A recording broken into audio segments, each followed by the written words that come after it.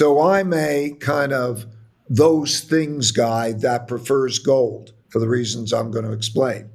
Okay, but I have some Bitcoin, but I've got much more gold, and and the amount that I think is a prudent amount if you look at correlations and the systems and all sorts of things.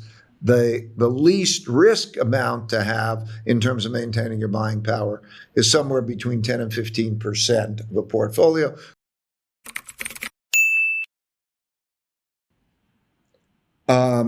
Okay, so there are these cycles that are, the short-term debt cycle or the business cycle that 6 years I typically. described. Yeah. We know what those look like.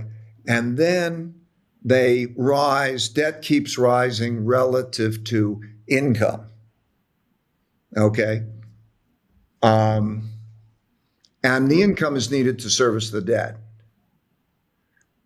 Okay, so the way I view it is, after the war, debts are basically written off. You've got, that you start with Clean your sheet of parents. paper. My parents didn't have, Yeah. they didn't have any debt. They didn't have any much, and then they begin the cycle. And it's almost what we talked about earlier. They don't want to spend money. They don't want to get. And in the early stage of the cycle, it's the sound money stage, and the sound money stage can be measured by,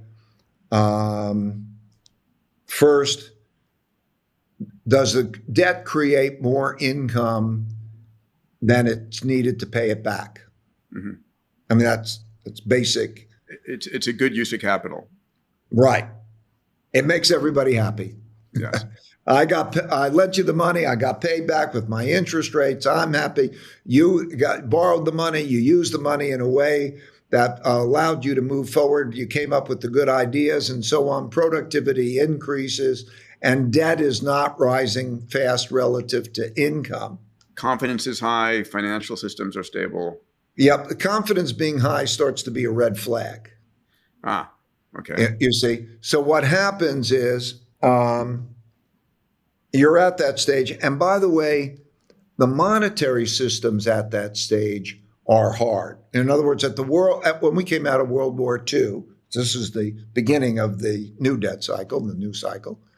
Gold was there. You couldn't lend more than gold because they had it back, and so on. So you had sound money and sound finances, and confidence builds, and everybody, those who are doing it, are making money. The prices go from cheap to expensive. Like I told you, the earnings yield on stocks were twice the bond yield. I mean, like, wow.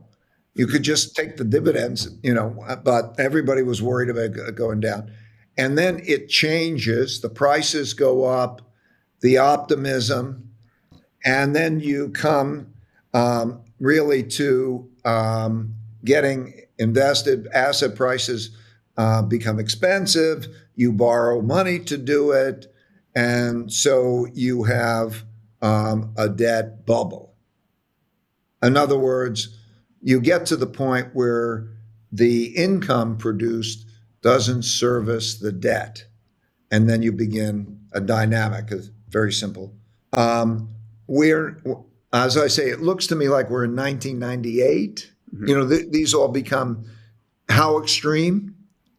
Okay. And so I have measures. I have indicators like that give it, and it looks like 98. Mm-hmm. Okay. And, I know that we're over here. And then what happens is that goes on, and you see unsustainable debt growth. Now, the unsustainable debt growth that we're seeing right now is particularly the government. The government is going to be in financial trouble. And I'll get into that in a minute. Yeah. But what happens is you see that debt growth, and then you see a rise in interest rates. This is the classic. And a tightening of monetary policy, put some brakes on.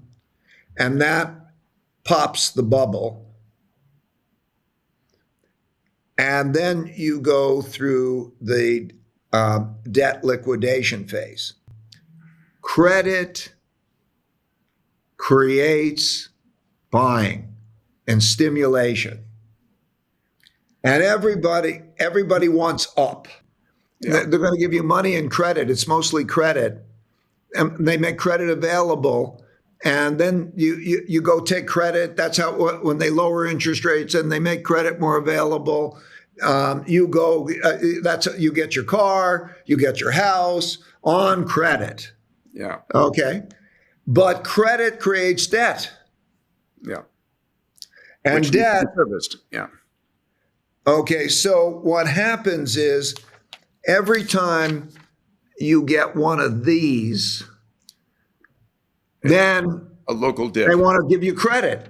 But it's like giving an alcoholic a shot, or to get him out of the, or an addict. Okay, you give him a dose, and you get that. And politicians like credit because credit comes before debt payments.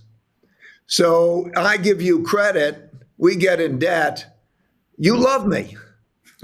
That's why they want the Federal Reserve and the central government to be separate, to try to do that. But still, what happens is, and that human nature wants the credit, So that's why debt to incomes go like that, If the debt is denominated in the currency that the central bank can print, you always get the printing. Yes. And you always get the devaluation of money. And then what happens is, then the debt becomes so cheap that it's easy to pay it off. So if you're watching, like Japan is a good example. If you owned a Japanese bond, you would have lost about 80% of your money relative to something stable like, let's say, gold, and you would have lost about 60% of your money relative to a US bond, because you got 3% less interest rates and the currency depreciated by almost 4% a year. And that 7% a year is what you would lose. And then what happens is, if you're in Argentina, take it to the extreme, you take that debt and you pay it off because it's worthless. So I'm a kind of those things guy that prefers gold for the reasons I'm going to explain. Okay. But I have some Bitcoin, but I've got much more gold. And the amount that I think is a prudent amount, if you look at correlations and the systems and all sorts of things, the least risk amount to have in terms of maintaining your buying power is somewhere between 10 and 15% of a portfolio. Now, on the Bitcoin versus gold, here's the thing. Bitcoin is not a private asset. The governments watch it. They know what you're going to have. They know where you are. They can tax it. They can take money away from it.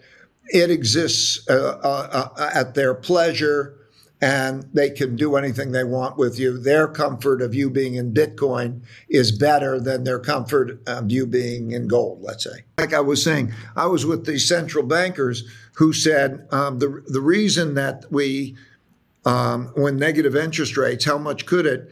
If they had a digital currency, there was no floor on the negative interest rates because they could tax you. Mm-hmm. Okay. So, you don't have the privacy, you can get taxed and so on. Whereas the saying of gold is, it's the only asset that you can have that's not somebody else's liability, meaning you have it in your possession, and that's somewhat different. The second thing is central banks holding it as reserves. I'm watching the periods of conflict and so on. They go to gold,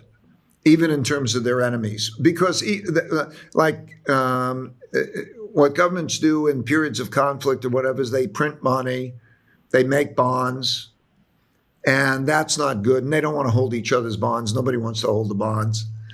And that's why they hold gold. They don't trust each other. And that wouldn't work that way for Bitcoin because governments can control it. So, and another thing is, I can understand price changes in gold. Mm-hmm. In other words, if prices change, if this changes and that changes, I can make sense of why the gold price changed that way. I have a problem doing that with Bitcoin. It still very much moves in a way that it wouldn't be necessary. It's a supply-demand speculative market. So when I go down that list of things, I say I favor gold for that reason, those reasons.